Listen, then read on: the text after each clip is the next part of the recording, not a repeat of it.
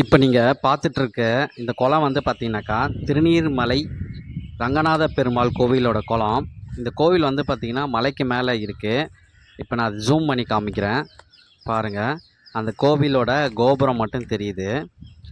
இந்த கோவிலோட குளம் தான் வந்து பார்த்திங்கனாக்கா இந்த குளம் நல்ல பெரிய குளம். இந்த குளத்தில் வந்து பார்த்திங்கனாக்கா 10 அடியில் தண்ணி இருக்குது.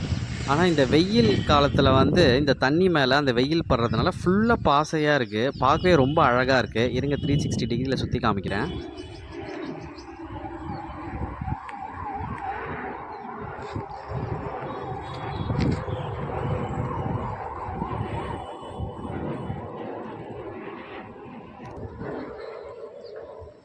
பார்த்தீங்கன்னாக்கா செம வெயிலாக இருக்குது.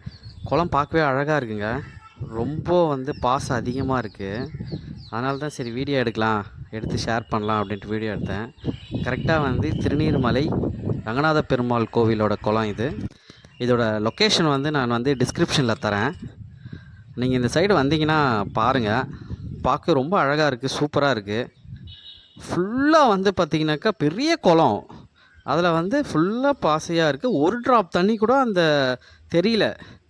ஏன்னா பாசை வந்து ஃபுல்லாக வந்து மூடிட்டுருக்கு தண்ணியை. பார்க்கவே ரொம்ப அழகாக இருக்குது. நீங்கள் வந்தீங்கனாக்கா கோவிலையும் பார்த்துட்டு அப்படியே இந்த குளத்தையும் பார்க்கலாம். ரொம்ப நல்லாயிருக்கு. நெக்ஸ்ட் வீடியோவில் பார்க்கலாம். ஓகே, பார்க்கலாம். பாய்.